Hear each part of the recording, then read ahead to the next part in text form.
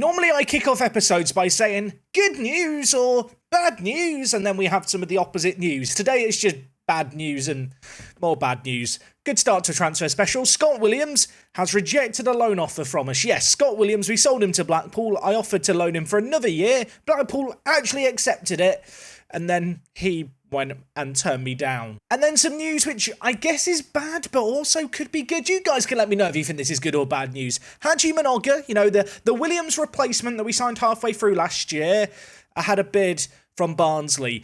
£215,000 plus 25% of any future sale, and it's been accepted. Couldn't do anything about it. So, yeah, Haji, it's been good knowing you, mate, but I think you're on your way. And with that, I'm left with, well, 3 first-team centre-backs. Those centre-backs, of course, are Reggie Evans, Brandon Purcell, and Ivor Lien, who is a Norwegian international. We've signed for a free transfer off Bournemouth. He's got a mohawk. He looks like a nutter. Lien is hopefully the first of many signings we're going to make today. Hopefully today's transfer special isn't quite going to be as difficult as last year. We have the fundamentals of a good squad. I just need a whole new defence, at least at centre-back.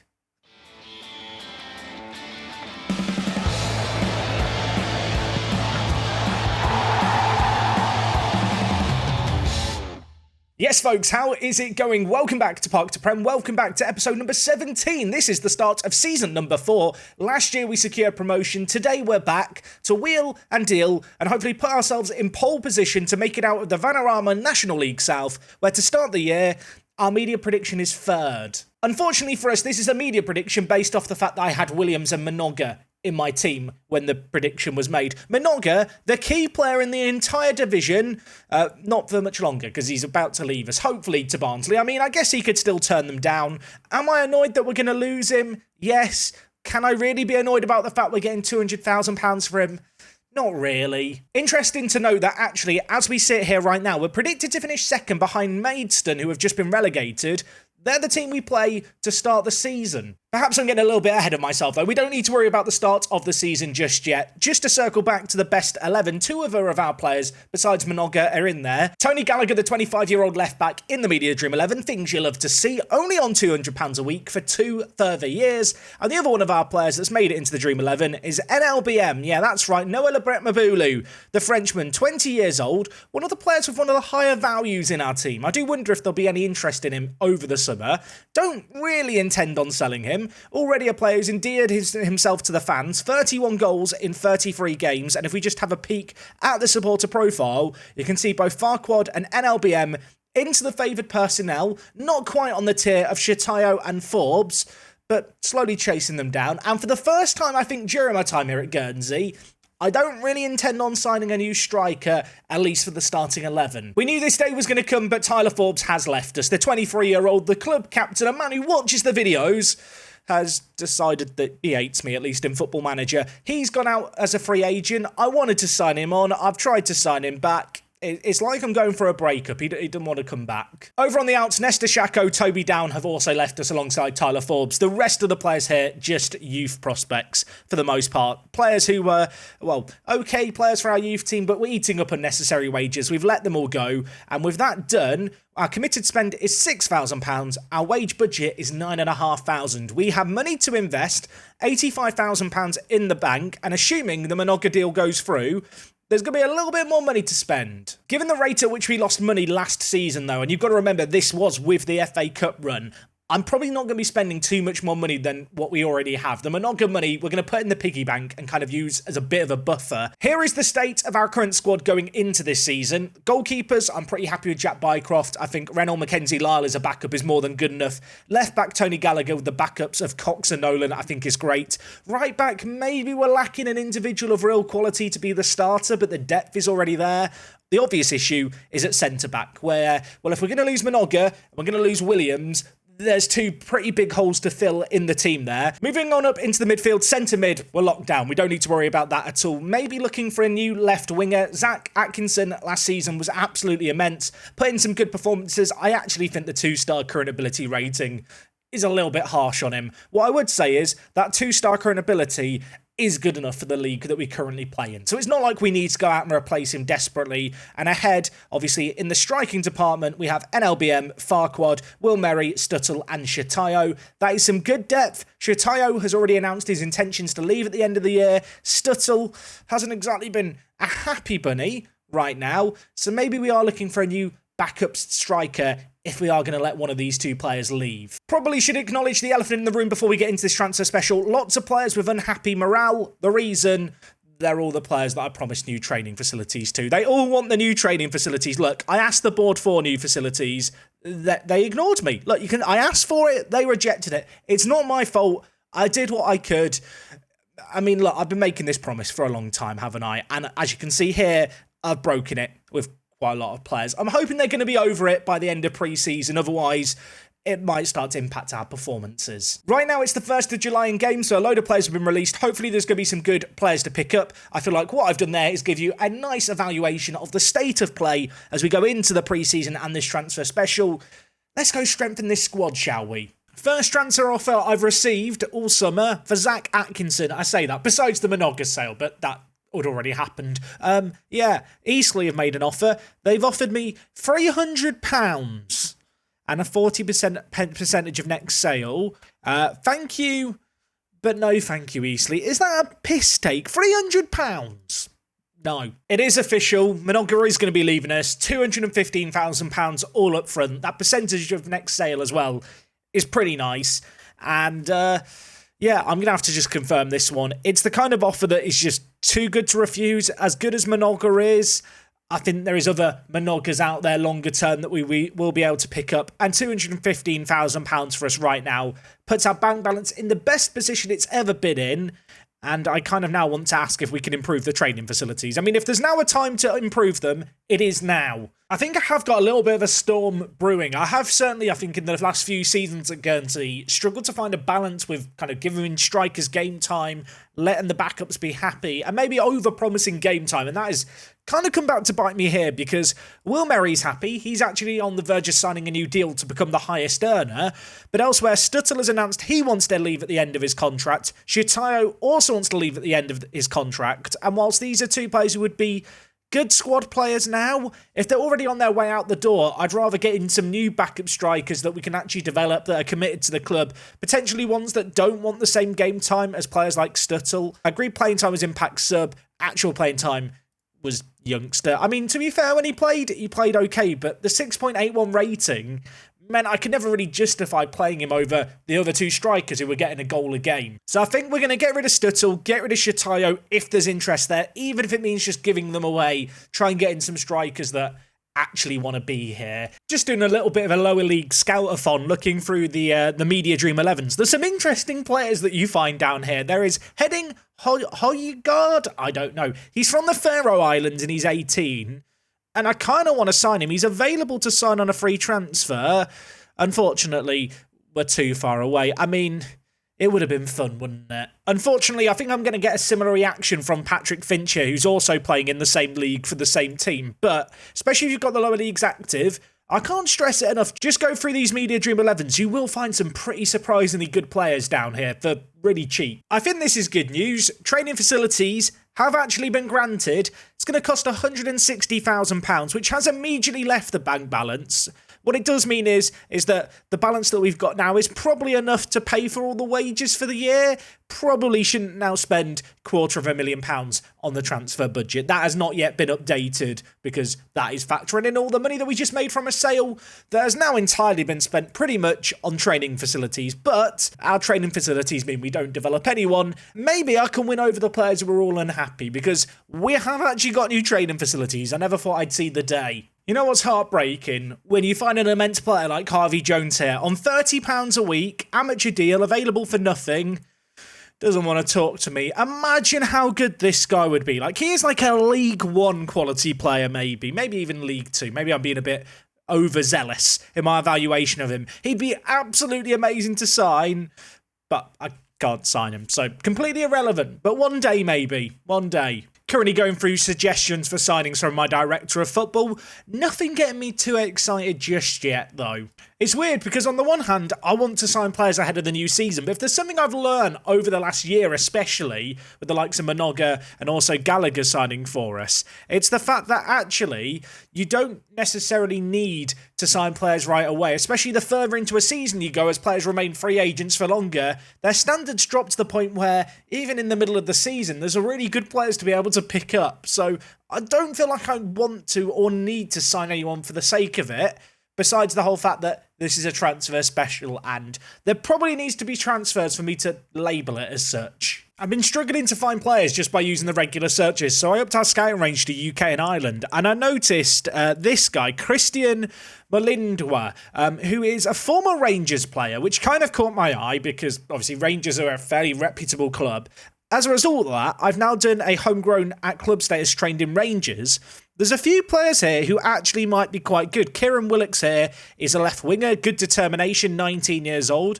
I think I'm going to offer him a trial, but this has now got my cogs turning, thinking maybe I should go look at the likes of Celtic as well, Aberdeen, the other larger Scottish teams, because there might be some players they've released who'd be willing to move to us. It's a little bit weird with how things work in Football Manager, and I'm not entirely sure on the under-the-hood stuff, so I'm not going to pretend to fully understand it. But basically, players in Wales, Scotland, Northern Ireland see England as a more reputable nation, I think, to play football in. So as a result, unlike, say, a player playing in the north of England, a player playing in Scotland is more willing to play for us, because we're in England, if that makes sense. They kind of don't seem to be bothered by the distance in the same way players within England are. If anyone understands it better than I do, please write a written explanation.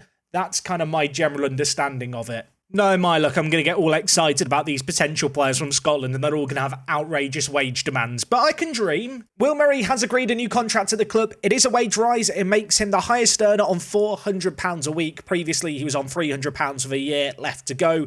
This is a player who showed his worth last year, a player who is good enough for this level, and I think the one above us. I think he is someone who could be with us in the Vanarama National League. So always good to get the best players tied down to longer-term deals. Maybe got to keep an eye on how it might impact the wage expectations of some other players in the team whose contracts are up for renewal.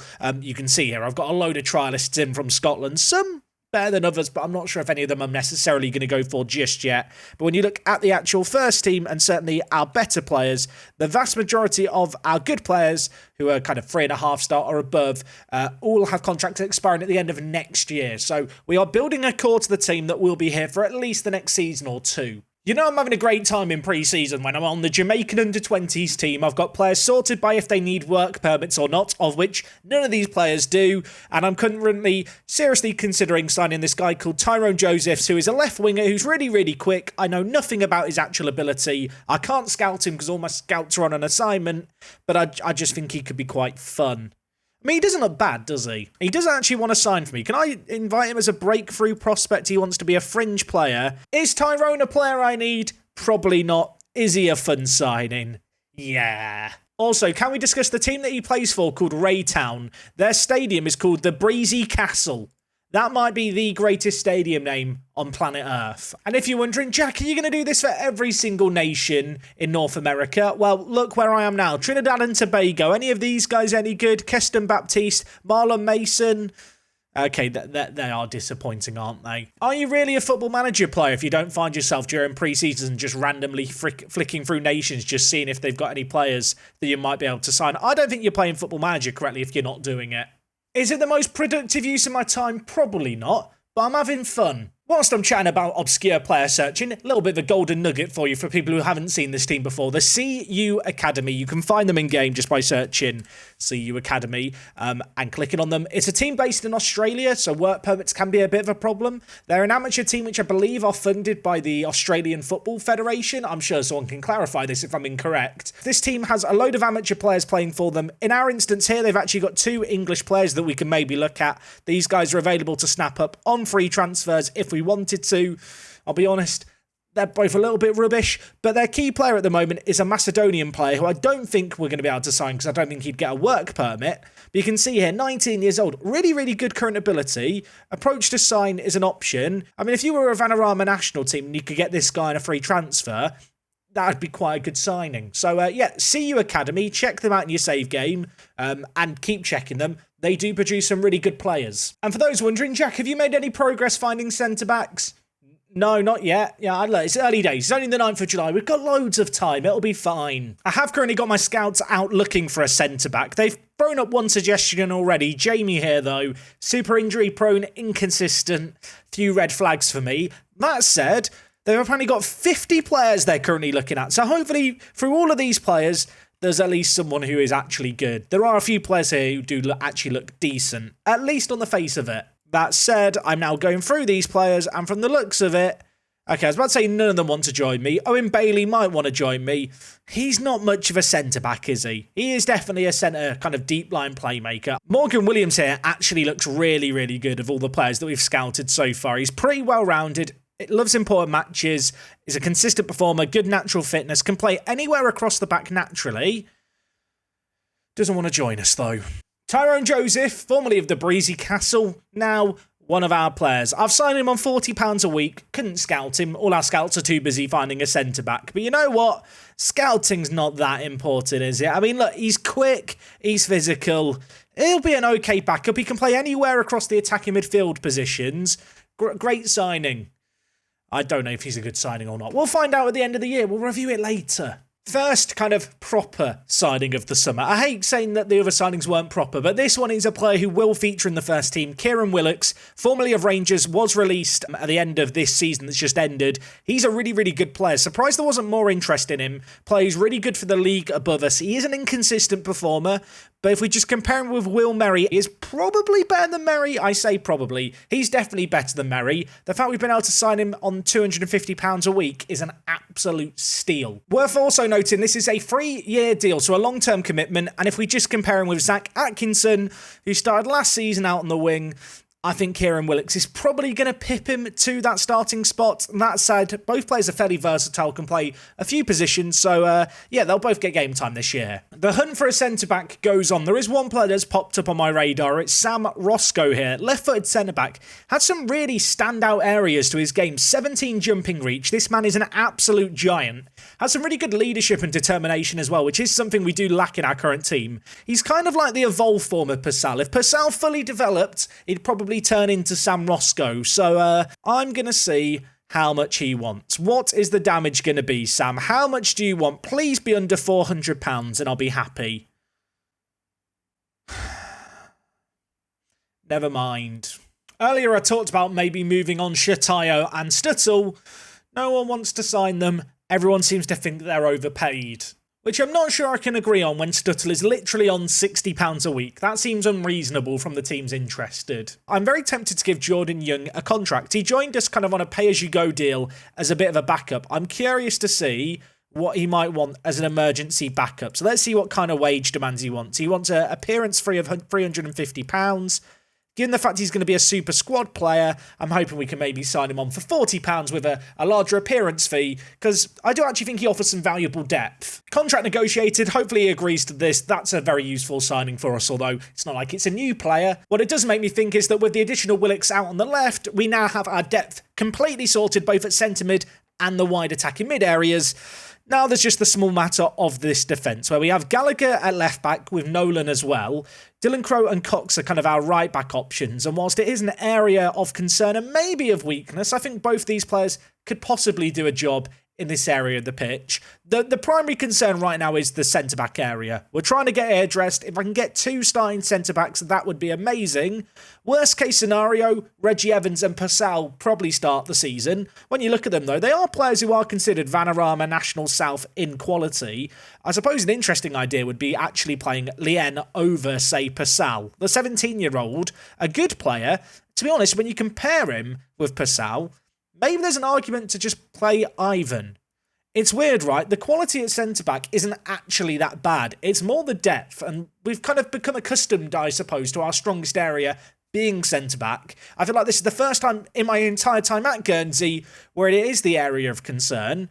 I feel like because we've had Williams, because we've had, obviously, Minoga as well, we've almost underestimated how good the rest of the players are. The likes of Evans, the likes of Purcell, even Lien, probably could do a job if needed. Maybe we do just have to go with depth options if the right centre-backs aren't there. You know, things are getting a little bit desperate now because I've upped the scouting range to Europe. We're using £20,000 a month to go to Europe. I've got that great filter on of work permit lightly. And unlike last year, there's actually a few more options here to look through. I think what I'm going to do is offer all 27 players here trials. These are players not based in England with likely work permits, contracts expired. I'm now going to hope that some of these players actually want to come on trial with us. And those that don't, I'm just going to be upset about. I think I got more rejections than actual accepted offers on the trials, which is a bit of a concern, but I'm sure it'll be fine. There's got to be some good players in here. I don't want to alarm anyone. I've not looked at any of them yet. The star ratings look good. Some of them have got faces as well. That is the signature mark of a player of quality. And also, he's a centre-back. Okafor here, Swiss under-21 international, was playing for Bayer Leverkusen up until this season. He looks really good. Great determination, maybe lacking a little bit in the air. I say that. He's still pretty tall. He's rapid. He's good defensively. He can play right-back as well as defensive mid. I'm very curious now to know what the damage is. How much money does he want? £650. That's quite a lot. Simeon Han is a pace merchant and not what I'm looking for. I don't need another striker, but Carlos here looks quite good. I mean, ignore the fact he's injury prone and inconsistent. He looks quite good. I'm going to do this. I might regret it. Fringe player? No, he wants to be a star. How much? Oh, it's not even that much. I don't need more strikers. We need a centre-back. Head in the game, Jack. I say that, then the next player I go on is another striker. Nezovic or Knezovic, I don't know. Croatian viewers, help me out. This guy, 17 determination, fast. I don't hate him. How much? He wants to be an important player. Will you be a breakthrough prospect? He hates me. Botto here is an international for Reunion. I've never had a Reunion centre-back or a Reunion player in general. He was playing for Auxerre. Left-footed, he looks okay. Having evaluated him further, not actually sure he's even better than Purcell, but he is from Reunion, and that is just a bit more exciting, isn't it? Bad news, he wants to be a star player. Good news, he wants £140 a week. Come to an agreement, £160 a week, 2-year deal, 1-year extension after possible promotion. I suppose the minor concern here is that he might just piss off on international duty on the regular, and we might be without him. But 18 years old, he looks pretty good. I mean, the scouts like him. I like him. League One potential. Apparently he's a National League quality player. He's actually really good, isn't he, on the physicals? Mentals, maybe a bit meh. Technicals, I mean, they're okay. He can tackle. It'll do at this level. He's good. I think he's good. It's a glowing endorsement, isn't it, when you're looking at a new player, when you go, I think he's good. Yeah, no, I'm really convincing myself here. Now, some of these players did turn down trials, but I'm still kind of curious to look at them. I might send scouts just to look at these few, even though it's not going to be that cheap, just because we have got the scouting budget for it. Sagabi here is a very meh striker. That's probably being generous. Who else have we got? Ander Martin, not so good. Not sure why I've said his name like he's French, he's Spanish. Knock, knock. Who's there? Malahori. He's rubbish. Not as bad as the joke, though. Cristiano Marsili here looks quite good. I know I said I didn't need more strikers, but he's had a couple of injuries in his career, but nothing too serious. He was previously playing in Serie A, where he got no goals in 12 games. And now apparently he's interested in talking to us. How much is he going to want? £600 a week.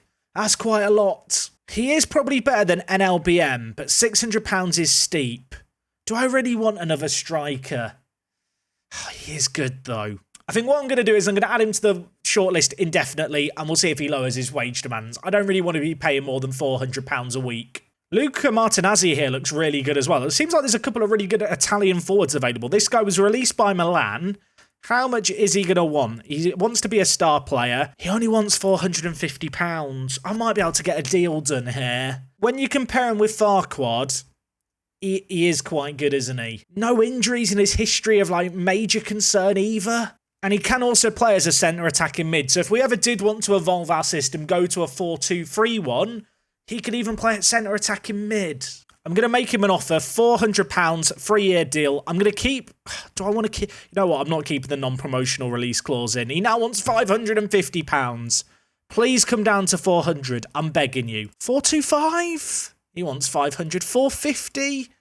He hates me. At this rate, I can end up with half my players just being Italian. There's loads of them. I mean, Gianluca Rossi here actually has a face. That's when you know he's really good. 19 years old, again, released by Milan. I'm very, very curious to compare him to Merry. Oh my word, he is so good.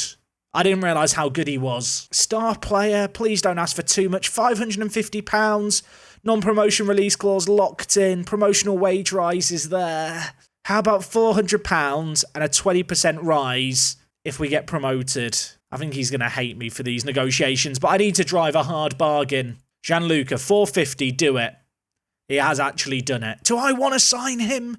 I said I wasn't going to sign more strikers, but at least this guy's really versatile and can kind of, fill in a load of different roles for us. It's mad. With how good he is, I could probably even play him as a box-to-box midfielder in our team. He is really, really good. I could play him on the right, move Merry into striker, and then maybe move Farquad or NLBM to the bench. I feel like I'm going to have to scout him. I need to scout him. I'm going to have to pay for the expenses, but I do like Gianluca Rossi quite a lot. Has just dawned on me, not even looking at centre-backs here. Let's look at what centre-backs are available, and the answer is all these players that seemingly are available that need work permits and stuff are just Italian attackers. So, yeah, it's going well. It's that time of year again, pitch size alterations. How big do we make the pitch this year? Well, bad news, everyone.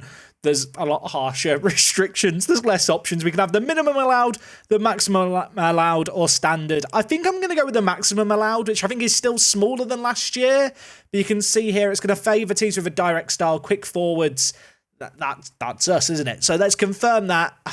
I am going to miss the wide pitch, but it was good while it lasted. I've already paid £20,000 for his work permit, so I guess this is happening. Gianluca Rossi, welcome to Guernsey. The Italian stallion, the beast from the south. I was about to say the southeast, but Italy isn't the southeast. I guess it's southeast of Guernsey, technically. I have to say, this is an absolutely outrageous signing.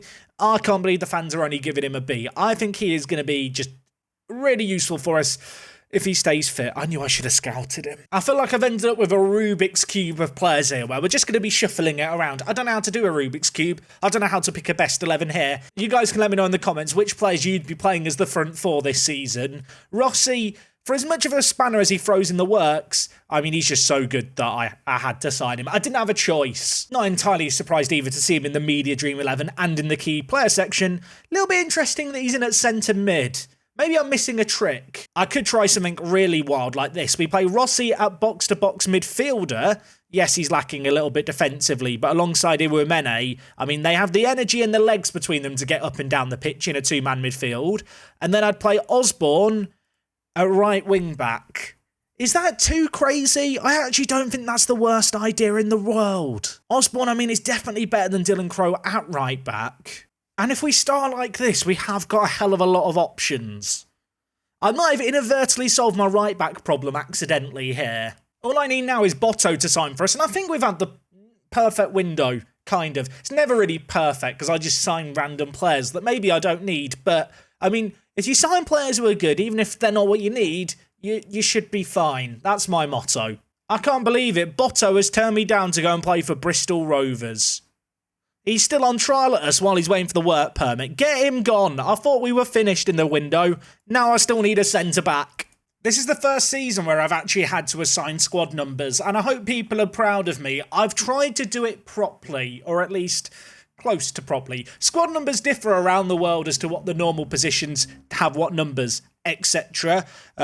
Bear in mind, future seasons, I will probably just auto-number because I'm lazy and squad numbers have never bothered me that much. It's a promising sign. First game he's played a pre-season, Rossi bruised his shin. Top goal scorer odds for the season have come in. NLBM and Farquad are the top two. I found the perfect pair of centre-backs playing for Cardiff Met Uni. There's this guy, Joel Walker, looks absolutely immense. And he has a partner in crime as well, who if I just find Jordan Thomas, also looks really good. Neither of them want to join me. Despite the fact they're currently on amateur deals, they'd rather spend time at university. The new generation, they don't know the importance of football. They don't recognise greatness. Or maybe they're friends with Patrick Grooms and they've talked to him about him quitting university and how that worked out. How is Patrick doing? If you were wondering, he played 26 games last year in the second half of the season, 4 assists, 6.89 rating. Not really missing him. We made a lot of money in sales, obviously, with the sale of Monogo, but besides him, look at the money we've made in pre-season this month. £150,000 made in season ticket sales. The total for the season, 200,000. Gate receipts as well, up at 78,000. Yeah, we've been battered every game of pre-season against, Football League teams. But between the season ticket sales, the matchday sales, and the player sales, even with the training facility upgrades, our overall balance is now at £276,000.